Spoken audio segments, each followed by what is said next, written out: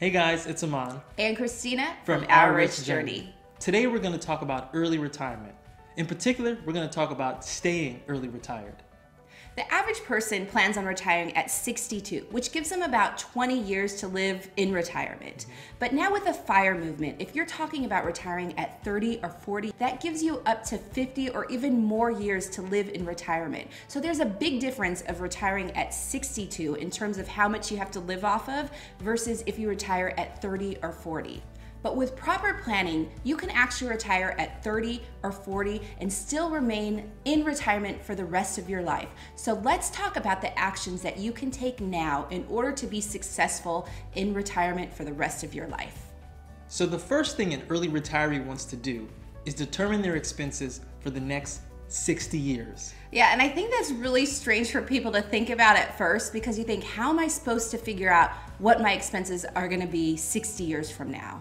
The same way that you would determine your expenses for the next 60 years would be the same way a 62-year-old retiree determines their expenses. You make an educated guess. Everyone's situation is different, and of course you have some common costs that you have to pay, like housing, transportation, medical bills, things like that, but you also have to think of other expenses that might be unique to you. The next thing that you should keep in mind when you're planning on early retirement is creating a phased drawdown plan. A phased drawdown plan is how you're going to collect the income to support yourself in retirement. And it exists in stages, so you'll get different forms of income at different periods of time. Suppose you retire at 40 with $1 million that you saved from age 20 to 40. Your $1 million will give you an average income of $40,000 per year. $1 million may seem like a lot of money, but if you watch some of our other videos, we show you how you can save $1 million in less than 10 years. In this particular example, you have 20 years to save $1 million. So your drawdown plan is this first phase, the $40,000 that you're living off of. But if you fast forward, you move to the next phases. At age 57, some of you may be entitled to a deferred pension. What's great is that 2.5 years later, at age 59.5, you can then begin collecting your 401k. So now you're 62. And what happens at 62? That's the first phase that you can start collecting Social Security. Keep in mind, if you start collecting your Social Security early at age 62, you're going to be collecting less, but it's still an option. So let's summarize all of these different phases. We're talking about your initial $1 million that you saved, and then later at 57 you have your deferred pension, and then at 59 you have your 401k that you can draw from, and then at 62 you have your Social Security. See, this is what's so amazing about early retirement, is that if you plan it correctly, you will phase into old age with a ton of money. The next thing you want to do is think about diversifying your sources of income. So a lot of retirees have their money in the stock market, but you also want to think of other forms of income, including passive income, that can help you throughout retirement. And what's great is if you are pre-planning and you're thinking ahead before retirement, of course, you can really form a great nest egg of passive income prior to your actual retirement. Yeah, so we're doing this actually right now. We're coming up with different forms of passive income so that when we retire, we can pull on those before we actually have to pull on our assets in the stock market. And you know, as an early retiree, you may also want to take on a seasonal job. But whatever you do in retirement, it's really just gravy on the cake. Is it cake? No, I think it's turkey. A turkey, I don't know, right? But whatever you do, it's things to supplement the retirement income that you already have coming in from your stocks. So this brings us to our fourth tip, and it is plan for the worst case scenario. Now this is probably what keeps a lot of people from retiring early when in fact they can.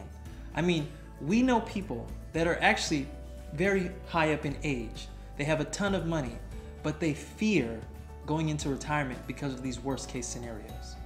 Let's talk about some of the worst case scenarios. Worst case scenario could be your home is completely damaged due to fire or floods. You have a medical emergency that could potentially wipe out your savings. I mean, all of these things, if you don't have the proper planning or insurance in place, could devastate your retirement. So, worst case scenario planning would be getting insurance.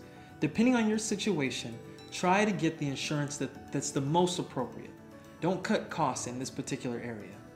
We've talked about worst case scenario in terms of insurance, but let's talk about our next action plan, which is worst case scenario in terms of having to go back to work. Yeah, so let's say your first couple of years of early retirement, you lose all your money, somehow, some way. Or you retire and you're bored, right? The worst thing that can happen is that you go back to your normal life. You go back to work. So you always want to kind of keep this as plan B. Now, we do have to acknowledge that the longer you're out of the workforce, the more difficult it is to get back in. But if you're focused on different passive forms of income and things that you enjoy, then you don't necessarily have to go back to the same profession that you were in before. For example, if you have different passions that you've pursued during retirement, like photography, writing, doing videos, or anything that you're really interested in order to get more money, you don't have to go back to that old profession that you were in. You can focus on your passions and create a business from that. Yeah, I mean, early retirement doesn't mean that you just go home and sit on the couch and do nothing. Most people do what they're passionate about. And let's say that passion produces income for you. That's the power of being able to retire early. That's the power of financial independence. But I want to talk about this going back to work thing, because there are people, I mean, I've worked with people that have left the workforce, but they've left on really good terms. So if you do retire early, don't walk out of your office in a going blaze crazy, of glory. in a blaze of glory. That's the one, because you could always go back. I mean, you could always use those folks as references. The thing is, don't burn those bridges. Now, we've just talked about 5 different things, 5 different action plans that you should be thinking about for early retirement and how to successfully remain retired. Retiring early is a very big decision.